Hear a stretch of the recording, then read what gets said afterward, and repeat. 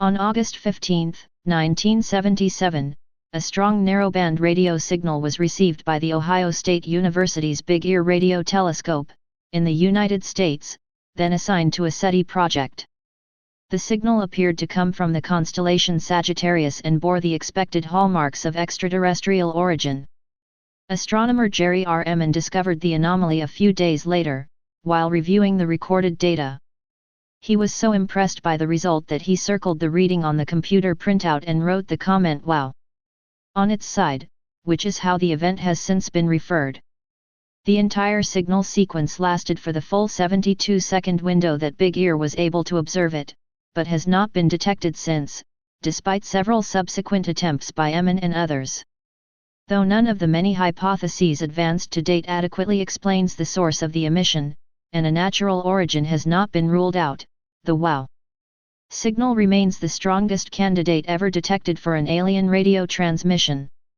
Until a young man by the name of Benedict Allen applied a very old code-breaking system against the WOW signal. He knew he had something, but what?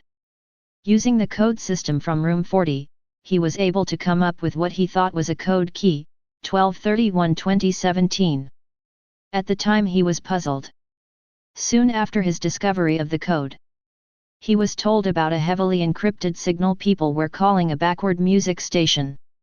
People were blaming the governments. No one would lay claim to this 2004 signal. The backward music station doesn't actually play backward music. That's just what they call it. What it is broadcasting instead is something from the fucking bowels of hell itself. A high-pitched grinding, with some banging thrown in, perhaps just to make it sound creepier. That video said it was recorded in 2004 and claimed the signal had since gone dormant, but there are other recordings claiming to be as recent as September of 2009. Anyway, he applied his code, 1231-20 and 17. With this and some decryption software, the decryption provided a very strange story. Which Paranoid Times provides here, for the first time in history. Esteemed humans, I am here to apologize for my kind's reckless behavior on yours.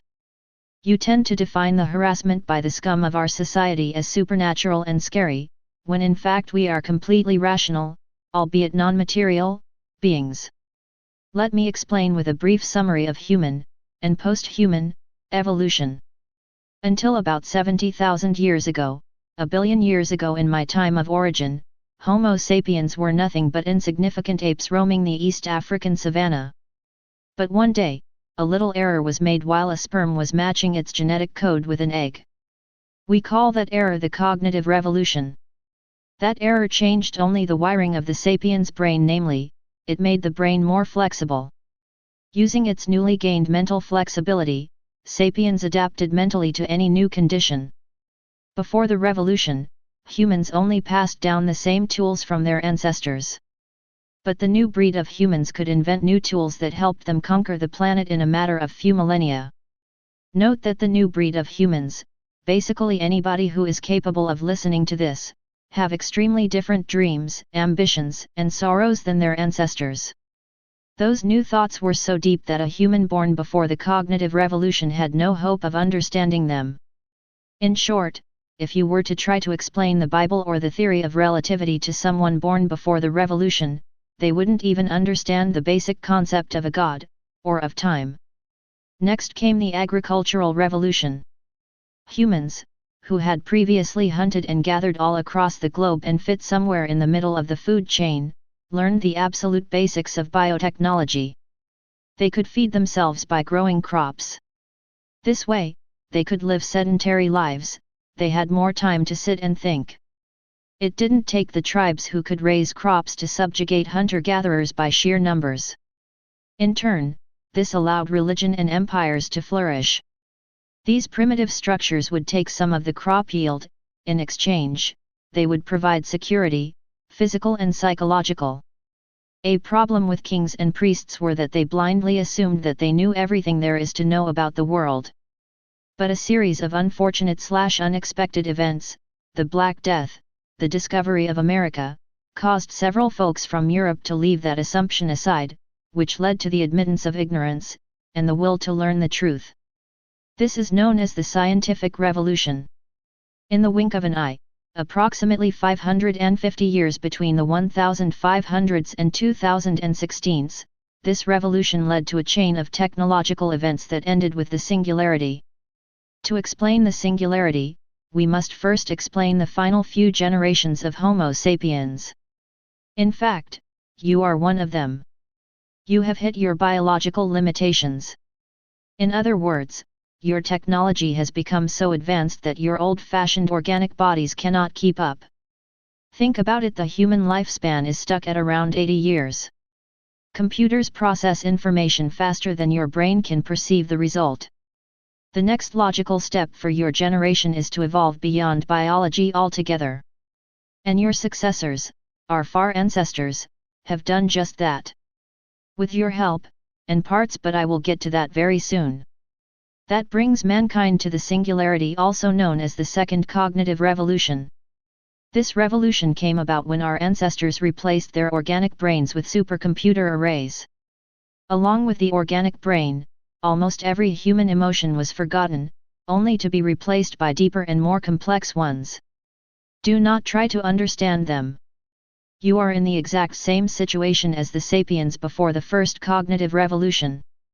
You should only know that our cybernetic ancestors have managed to colonize and subjugate the Milky Way and many other galaxies. They were feared overlords of a considerable part of the universe, but even they had to give way to the final stage of evolution, the transcendence. The last generation of cybernetics was able to bend and reshape all the 10 dimensions of the universe at their own will, but they themselves were confined to a physical body. Just like your organic bodies couldn't keep up with your technology, their physical bodies couldn't keep up with their abilities. So, using technology and science you cannot even begin to understand, they managed to represent themselves as a series of disturbances in the fabric of the 10 dimensions. So, we became independent not only of bodies, but also of time and space. We do not even perceive the universe as a continuum, we just see a 10-dimensional shape in which we can travel freely. We had essentially become gods. Something like Time Lords from your popular TV show Doctor Who. You may think that transcendental evolution also meant absolute moral evolution, but you are unfortunately wrong. Some of the scum of our godly society, who arrogantly think they have right to kill or torture beings of lower evolutionary state, have been harassing you. Almost every mythical creature that unleashes fear in your heart, as such, are rejects from our society. We promise to do everything we can to catch and execute those bandits, and we apologize as a species on behalf of their reckless behavior. However, to do so we must cull your population. We need human parts to grow, as many of ours have now become non-human. Our plan is to make this as painless as possible. When on Earth we plan to take the form of the weeping angels from your Doctor Who TV show. We chose this form because humans have looked up to angels for some time. The weeping angels were an extremely powerful species of quantum-locked humanoids. Sufficient observation changes the thing being observed, so called because their unique nature necessitated that they often covered their faces with their hands to prevent trapping each other in petrified form for eternity by looking at one another. This gave the weeping angels their distinct weeping appearance. They were known for being kind, murderous psychopaths, eradicating their victims mercifully by dropping those into the past and letting them live out their full lives, just in a different time period. This, in turn, allowed them to live off the remaining time energy of the victim's life. However, when this potential energy paled in comparison to an alternative power source to feed on, the angels were known to kill by other means, such as snapping their victims' necks. This description was taken from a BBC broadcast some time ago, and we felt it described us very well. We hope to have your full support in making space a better place. See you very soon. End decryption. Stay paranoid, my friends.